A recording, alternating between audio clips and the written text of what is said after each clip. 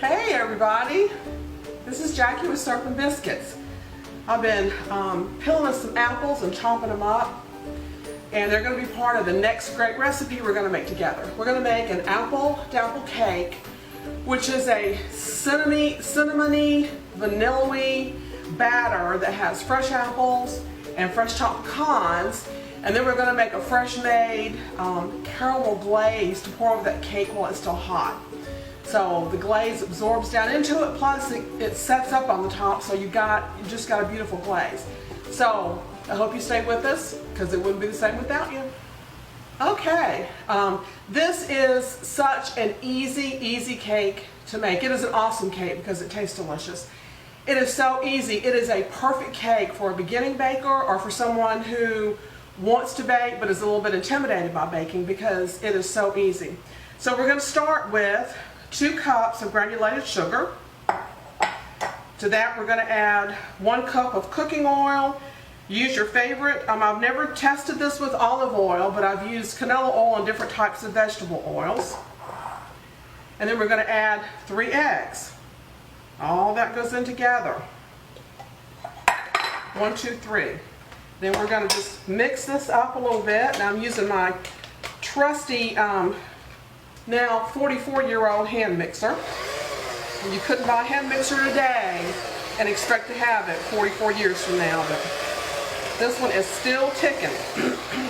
So we're just going to mix this until it's sort of a light, creamy yellow. We're using liquid fat instead of a fat like butter. If you were using butter, you would need to, which you could substitute butter for the oil, but you would just need to cream your butter and your sugar well, and then add your eggs in.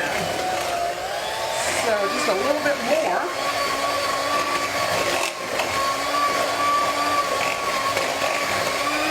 That's it. Okay, we're going to add in about 2 teaspoons of vanilla. Give that a whirl a little bit. Now we're going to slowly add in flour.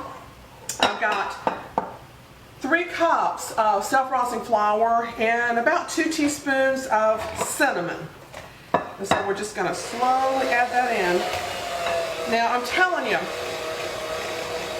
if you're working with flour like this and you don't wind up with flour all over your kitchen, then I hate to tell you, but something bad went wrong, because that's just kind of how it is.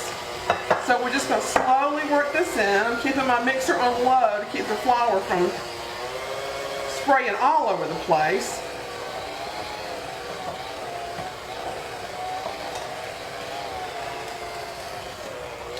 And this makes a thick batter. So don't think you've messed up when you're mixing this and you hear the mixer start to bog down just a little bit. Okay, we've got just a little bit more of the flour and cinnamon. Get that mixed up.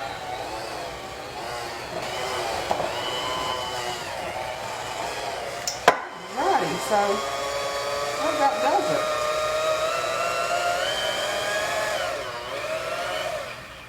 And there we go. All right, now the fun starts. Because we're going to have to use some elbow grease to get this mixed up.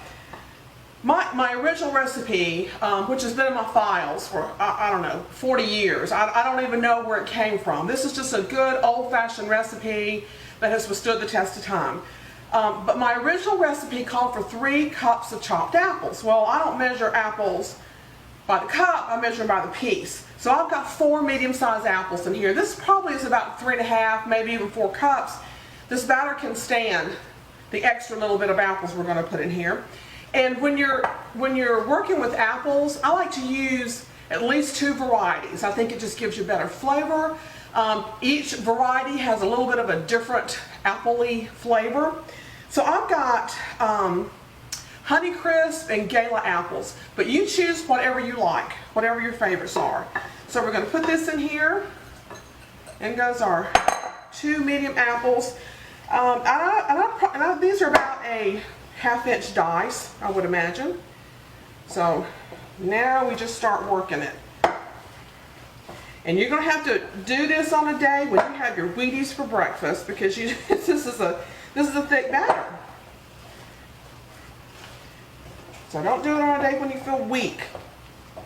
And just mix it. This this cake is essentially apples and pecans, fresh apples and pecans that are held together by a little bit of batter, and that's what makes it so good. Because oh my goodness, it just tastes so appley. And you know, fall is approaching. It's just around the corner. That's what the calendar says, but fall is kind of like a bad joke that's perpetuated on the good people of the state of Florida, because we don't have a fall. I can tell you that it is so hot here, our faces still melt off multiple times during the day. So we don't know about fall, but that's what everybody says. So we just have to take their word for it. All right, so now I've got the apples in there. I've got about a cup of pecans. Just about as precise measuring pecans as I am apples, I can tell you, but that's just about a cup, more or less. And then mix this up.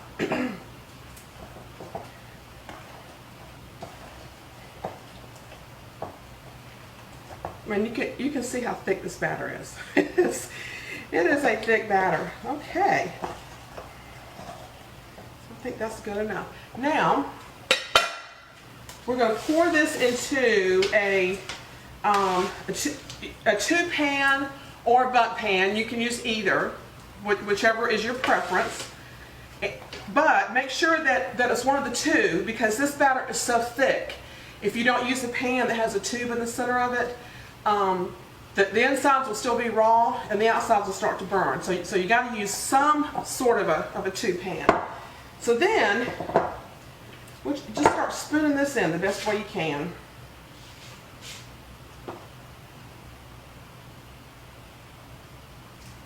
Into your cake pan that's been prepared, been greased and floured.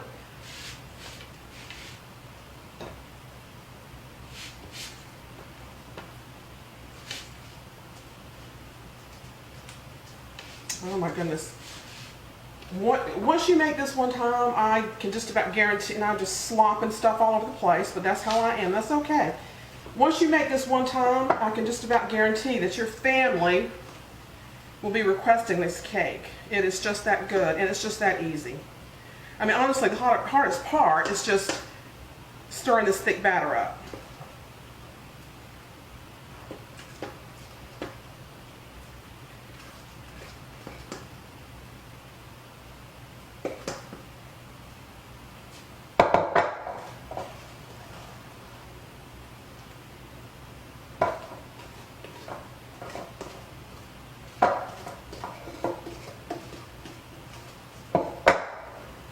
Alright, so I've got all the cake batter in here. I'm just going to smooth it out the best I can. You don't have to be too particular about it. We're going to throw that apple back in here. We don't want to waste that. So there we are. And now this will go into a 350-degree preheated oven for 1 hour. This is such an old-fashioned recipe that it cooks by time and not by temperature or any other test. But I can tell you that I've made this recipe several times. I cook it for 1 hour on 350 degrees, preheated 350 degrees. Take it out and I test it with a toothpick. It's done every single time. So we're going to put it in for 1 hour, and then we're going to take it out while it's still hot. We're going to make a caramel glaze to go over it. So stick around. Okay, so to make the glaze, I've got 1.5 sticks of butter, 1 cup of brown sugar, light brown, dark brown, whatever your preference is, 1/4 of a cup of either half and half or cream, and just a pinch of salt because I used unsalted butter. I'm going to bring this to a boil and then boil it for 3 minutes, and you want to stir a lot while it's cooking because you can see it is we're done. Now I'm ready to put this into on top of this cake. This is our cake that's just come out of the oven, and it's hot and the glaze is hot, And those two together are just going to make a wonderful, wonderful concoction. So here we go. Just pour it all over.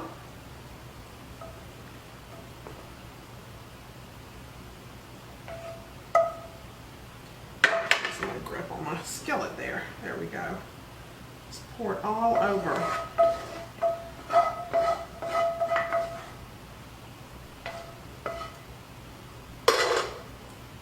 And spread it, make sure the top is evenly covered.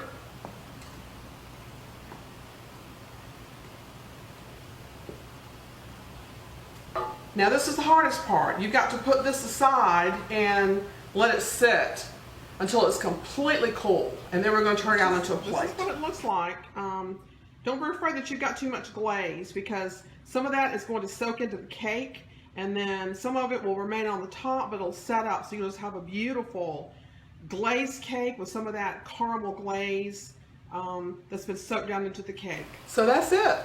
That's all there is to make an apple dapple cake. It takes a little bit of a longer process because it has to bake for an hour, and then you got to let it sit and let it cool for at least 2 hours, sometimes even more. But you can see the top sets up so nice, and you see bits of apples and pecans in there, and it is so delicious. So I hope you give this appley fall cake a try, even though it may not be fall weather. But it is delicious. I think you'll love it. Thank you so much for sticking with us today. Get this recipe and more at ssyrupandbiscuits.com. Y'all come see us. God bless you.